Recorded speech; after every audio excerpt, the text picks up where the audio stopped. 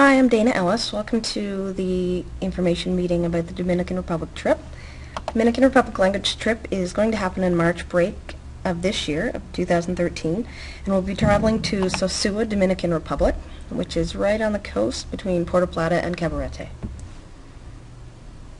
The objectives of the trip are for kids to learn a little bit of Spanish through the Spanish classes that we'll be taking, but also to get some exposure to a culture that is quite a bit different than their own.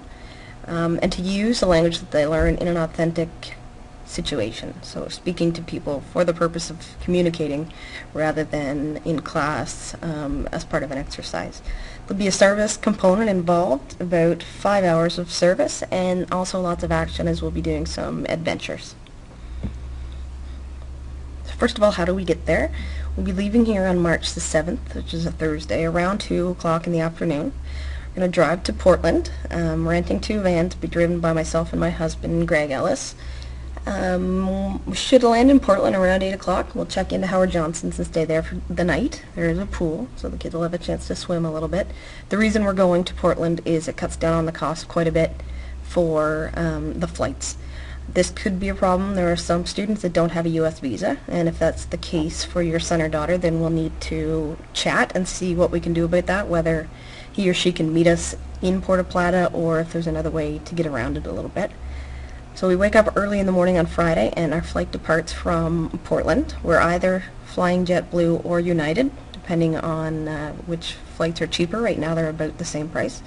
Arrive in Puerto Plata just after lunch, and we'll have a shuttle to Sosúa, which is about 15 to 20 minutes away, and that's provided by IIC, which is the school that will be taking classes. There's a lady there named Tanya, and she has arranged this trip for us. So when we get there, where will we be staying? It is at a villa. It's in a secure complex. It's called the Residential Casa Linda, and at the complex they have several different 2, 4, and 6 bedroom houses. So we'll be in a 4-bedroom villa. That gives us our own pool and our own kitchen, and it's only about 10 minutes walk from the school, so we'll get there and back very easily. I like this idea because it helps me keep a closer eye on the kids, gives them a little bit more chance to bond without having to worry about other people that are at the hotel or being separated by a floor and that kind of thing. And it also helps because we don't have to worry about all-inclusive, which could be a bit of a temptation to the students, and we don't want that. So our first weekend, we've got 2 full-day excursions. The first day we are going to the Ocean World Adventure Park, which is in Puerto Plata. There'll be a bus that'll pick us up from Ocean World and take us there and bring us back. When we're there, the students will have the choice of swimming with dolphins, sea lions, or sharks, and it's all safe and licensed and all that. There's also a water park where they can do some swimming and water sliding, that kind of thing. And there's some snorkeling in a tiger grotto, where you're snorkeling in a pool that has glass walls, and outside those glass walls is a tiger habitat. On Sunday, we're back in Sosúa for the night, and then we wake up and go to Cabarete, which is in the other direction, about 10 minutes. Transportation again provided by the IIC school. And when we're there, we're going to have certified instructors teaching us how to kiteboard and windsurf. And then the kids have the whole day to use their skills and have some fun. And if they're not into the water sports, then it's a gorgeous beach, and they can just get some sun and have a relaxing day. Now the main point of the trip is to learn some Spanish, so we're taking some Spanish classes at the Instituto Cultural del Caribe. That is a school that I attended 2 summers ago for 2 weeks, and I had a great time and learned a lot. So that'll be the Monday to Friday of the full week that we're there. It's a total of 20 hours instruction just in the mornings from 9 to 1 with a half-an-hour break, 15-minute break in the middle. The classes are really small. It can be a one-on-one class with the teacher or up to a maximum of 5. When we get there, the kids will be assessed based on their oral Spanish and their written Spanish. Some of them may have no Spanish at all when we get there, and that's fine, up to somebody that can have a conversation. I'll be taking the classes myself as well, so they'll be offering classes all the way from beginner to advanced, and they'll make sure the kids get in the right class so that they'll learn from where they are right now. And we'll also be eating our breakfast there each morning, so we'll get up early and walk there, and they have a lady there who makes our breakfast, and it's yummy. Nice fresh fruit.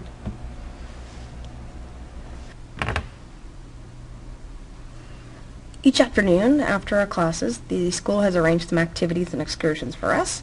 The first day on Monday, we're going to go to Tres Mariposas, which is a preschool, and we're going to help out with the little kids, teach them a little bit of English, read them some books, have them teach us a little bit of Spanish, and it should be great. Those hours will lead to service hours for the kids if they're collecting CAS hours. On Tuesday, we're going to play baseball with the Dominican youth group for a couple of hours, and that will likely teach us that our baseball skills are not very good at all, and that can be used as service or action for the kids. On Wednesday, there's an excursion to Puerto Plata, so they're going to take us into the major market there. The kids can do a little bit of shopping, use their Spanish, chat with the vendors, and we'll stay there for the evening, have supper, and then come back.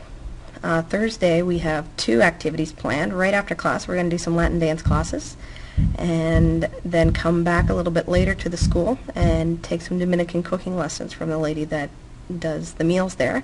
So we'll cook our own supper and then get to eat it after. And Friday afternoon we're going to the caves in Cabarete, and we're going to explore the caves and have a look at some of the nature. Saturday we have a day before we leave to just do some relaxing. So there is a snorkeling course. We're going to do a little bit of snorkeling around just off the beach. So we're going to go out on a boat to a little island off the beach and do a little bit of snorkeling, and then the rest of the day we'll leave for relaxing. So we'll decide whether we want to stay and relax at the beach or go back to the villa and relax around the pool.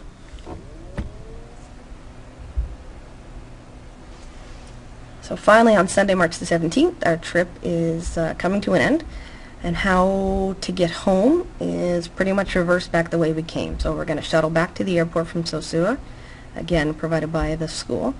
We leave Puerto Plata just after lunch at 12:30 and get back to Portland sometime around 11 o'clock. And those can change based on whether we go with JetBlue or United.